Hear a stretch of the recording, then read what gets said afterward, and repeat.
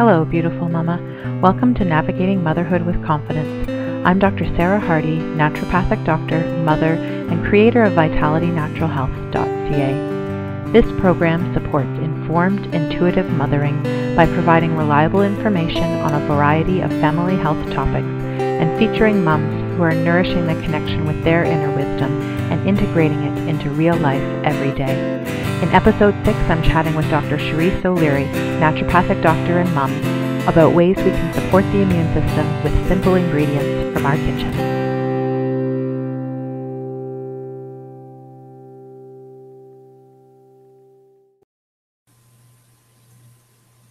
Hello, everybody, and welcome to episode 6 of Navigating Motherhood with Confidence, the video series.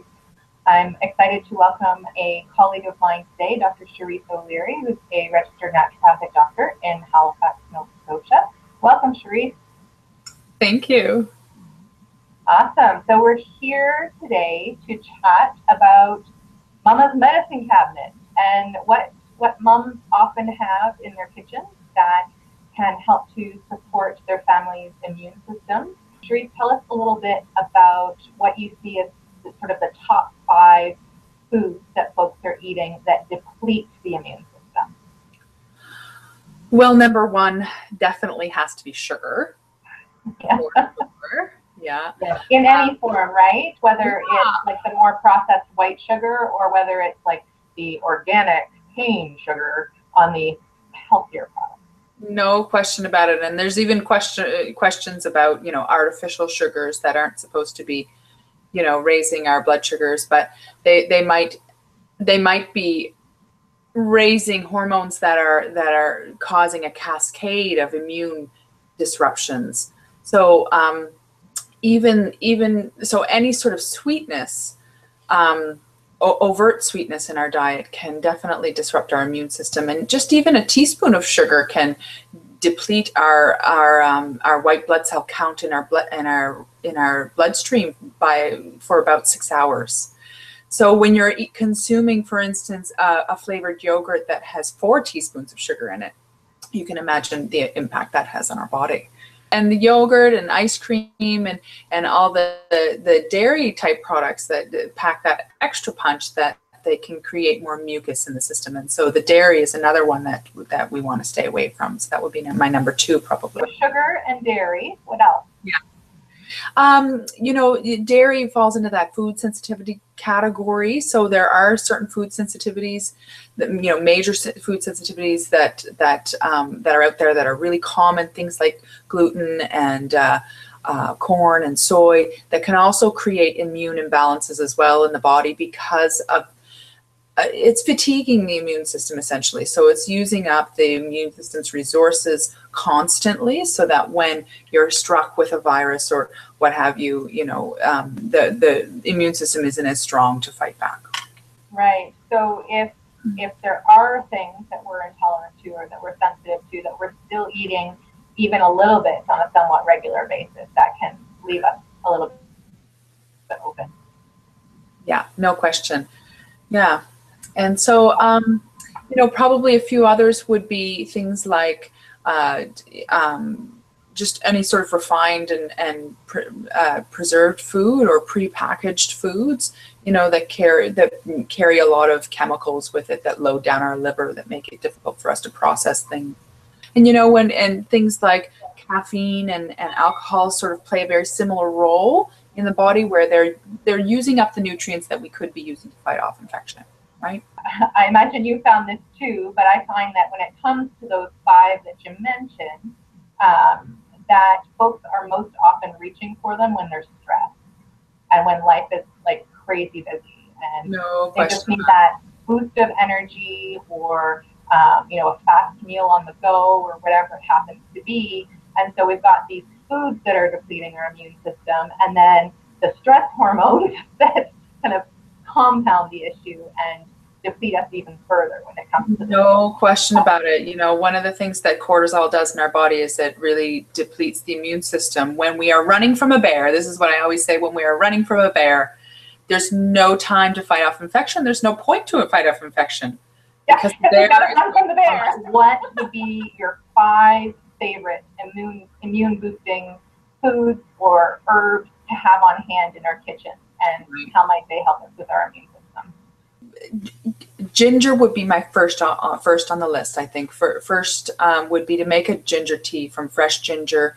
You know, to just take a couple of inches of ginger that you can either slice up, or, you know, I keep my ginger in the freezer in a little Ziploc bag, right? I keep it in the freezer, and it's so easy to either grate or shred up, and you would just take a, you know, maybe that much in about 3 or 4 cups of water, and boil it up for 10 minutes. Just get a good boil going, and just let that go for 10 minutes. And then when it's been steeped for a while, that for those 10 minutes, then you can mix it up with whatever makes it taste good to you. So honey, and which also provides that antibacterial value, and lemon, which can you know, subdue the spice in the ginger, if that's something that bothers you. It's really just good at just providing that immune base, and when it's warm, it's also providing the warmth to your body, so that your body's not having to work to warm itself up, and can induce the fevers. And it's just really good at modulating that immune system so that it can work properly. Yeah, and just a quick note, Sherisse, for those moms who are watching the video and heard you say that ginger is going to induce that fever, and they go, what? A brief note about how wonderful fever is for our bodies and in supporting our immune system. And if you want to know more details about that, to check out episode number 2 of the Navigating Motherhood. Number 2 would probably be garlic. Garlic, yes. I love garlic, and when I have that idea in the back of my head that, is this going to the bacterial route? Am I taking a risk here? You know, keeping my kid at home and not bringing him in for some antibiotics. You know, whenever I have that at the back of my head, garlic is one of the best antibiotics that doesn't, you know, affect our good bacteria. And you know, there's lots of literature that shows that it fights off bacterial infections even better.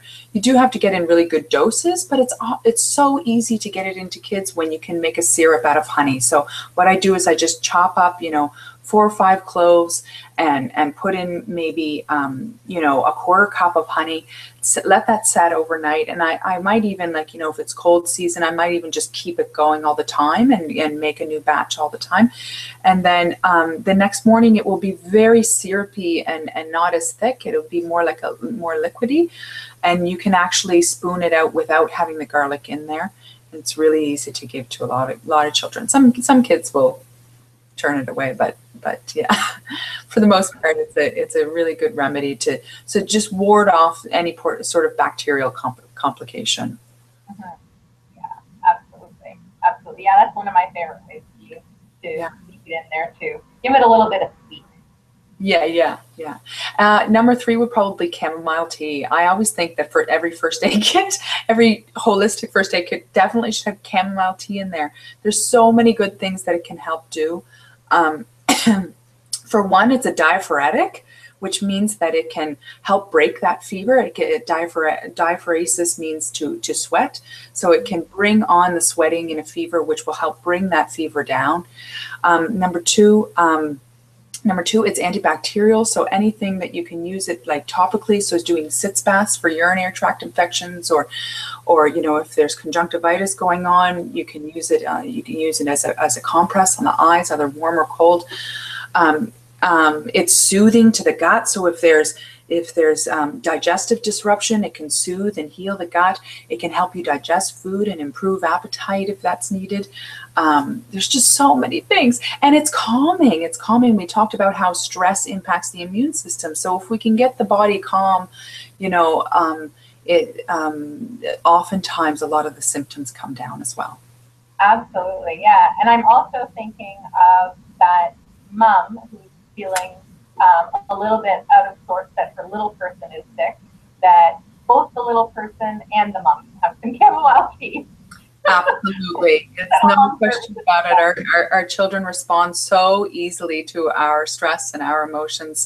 So whatever we can do to calm ourselves, and the thing that comes up in my head the most is that those moments when that hacking cough, or the puking that just won't stop.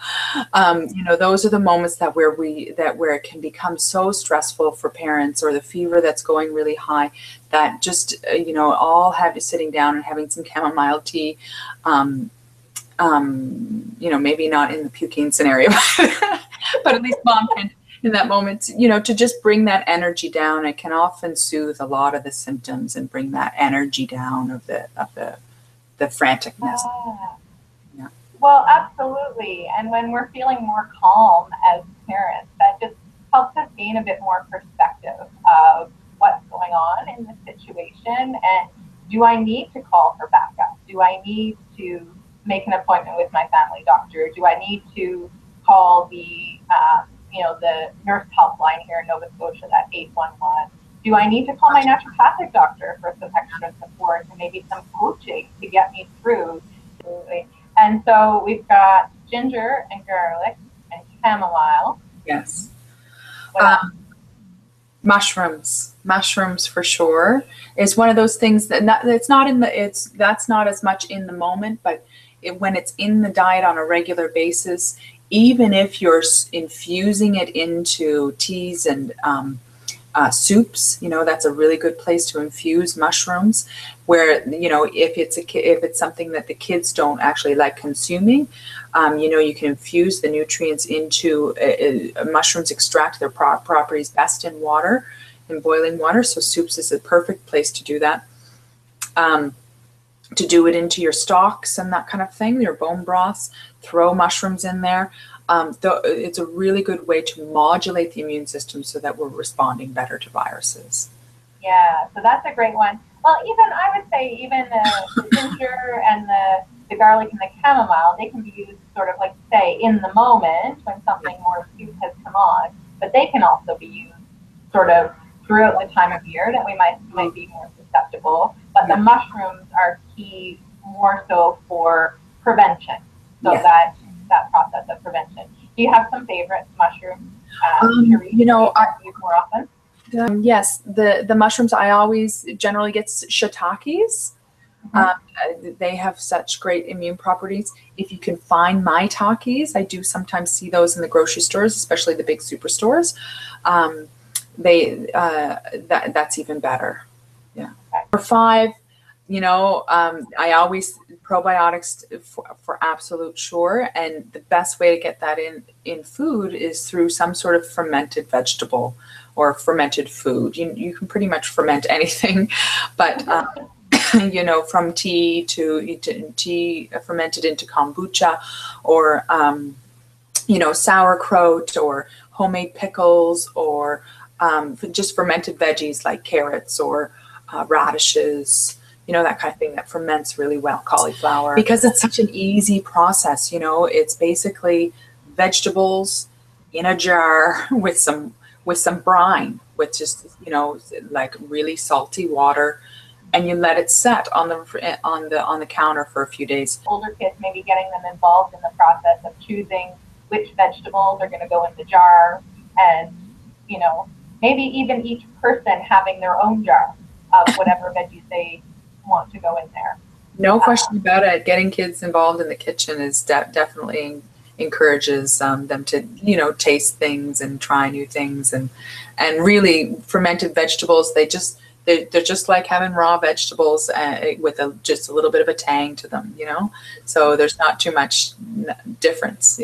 Absolutely. Yeah, absolutely. Yeah. So those would be sort of your top 5 foods and or herbs. Do you have a few favorite kid-friendly recipes that you'd like to share with us when it comes to things that we can be making as moms to help support our family's immune system? Yeah, well, number 1 for sure would be a good bone broth or chicken stock. The there's so many really good properties to bone broths. For one of the things is that they're really healing to the gut, and anything that can be healing to the gut is going to be healing to the immune system. You know, plus it offers a lot of minerals and nutrients that we don't get in you know, just a regular everyday diet. So it's really simple. So if you have just bones, you can put them in a bit of a vinegar wash, just a tablespoon of vinegar, you know, with water, and you can do that overnight in the fridge, and that helps to sort of start breaking down the bones. But if you just even just having a whole chicken, and putting it into the pot with water, and you can throw those shiitake mushrooms in, and you can throw a whole head of garlic in, you can throw in, you know, chopped up ginger, you know, all of those things that we've mentioned, maybe not chamomile tea, but, you know, all of those vegetables, throw them in and simmer it, you know, for even up to 12 to 24 hours, you know, and then pull the whole chicken out, take the meat off, put the bones back, and you can strain the rest of it, and take that liquid, put the chicken in, and put whatever in, like, that you want to eat in your soup, right? And whatever your kids will eat in that soup. And it's just so nourishing as a prevention, but also it can be, you know, there's lots of studies with regards to mom's chicken soup and supporting viral infections and decreasing the length of time. So and you can have that in your freezer and just be able to, you know, when the colds come on, you know, pull it out in those small serving sizes, however you like it. So provide a lot of those, not just hydration, but electrolytes in such a small, you know, you don't need a whole lot to really bring back that hydration in the body, because as we know, dehydration is not just about water, it's about all those minerals and electrolytes that are in our blood that help keep our blood balanced. Yeah. And so for those of us, you know, folks in our families who are, if they're vomiting or if they've got diarrhea, instead of reaching for something like a sports drink that's going to have the sugar in it and the artificial flavors and a lot of the stuff that we talked about at the beginning that are going to suppress the immune system, let's have a bone broth or a chicken broth instead. No question. That will give you those electrolytes, but without suppressing. Yeah. So either a homemade chicken soup or a plain bone broth. What are some other go-tos for kid-friendly recipes? For kid-friendly recipes, I already talked about that syrup, didn't I? Yeah. And so we'll just remind folks that with the chopped garlic and with the honey, raw honey is best. Yeah, raw honey. This is the brand that I always pick up. You can get it at the market. It's Cosman and Wyndham's. It's a local Nova Scotian honey. But you know, usually local. And it always says, if it says non-pasteurized on it, then that's the way to go. If it doesn't say anything, generally speaking, it's been pasteurized and it doesn't have that antibacterial value to it. Yeah, and I like to save, if I've got honey in a smaller jar, I like to save those smaller jars to make the syrup in. Yes, good idea. Yeah, they're handy. And if you don't happen to have a bulb of garlic at home in that moment, onion works as well. It's in that same family as the garlic. So, you know, chop up an onion and toss it in, and like Dr. Sherisse said, put some honey over it, let it set overnight, and it's going to have some similar properties. So there's a couple of options about it. Yeah. And third one. The other thing I you know, a licorice tea, just thinking of sore throats and coughs and that kind of thing, licorice tea is really good. Or if you have the tincture licorice on hand, mixing that with honey can be really good cough syrup. I also like to put, I often mix licorice tincture with a linden tincture, and that linden is really good for calming that postnasal drip cough. I do that 50-50 and then mix that with honey, and my kids love taking it. Yeah. So do you have, when you're mixing the herbs in, so if folks have just the honey at home, give just the plain old raw honey a try when it comes to those coughs. And if that doesn't do the trick, if you're able to find the licorice and or linden tinctures at your local health food store, or check in with your naturopathic doctor who can make a recommendation for where they might find them. Are you doing just like a few drops in a teaspoon of honey, or how are you mixing that up? No, I do probably about 50-50 tincture to honey. Yeah. Yep. Okay. And then give them a teaspoon of that. Of that mixture. Yeah. This same brand does do a throat coat tea that's primarily licorice, which is, that's what I use in a pinch if I don't have the tincture on hand. Right. So that traditional medicinal throat coat. Yeah. Yeah. Awesome. Thank you. Those are all such fantastic ideas. Yeah, and it probably would keep going if we kept talking. Yeah, absolutely. Absolutely. So when it comes to sort of the top 5, these are sort of, these are sort of the top 5 things that come to mind, probably for you as a mom in the moment of, what can I give my little person to give them a bit of a boost? Yes, no question. Yeah. Awesome.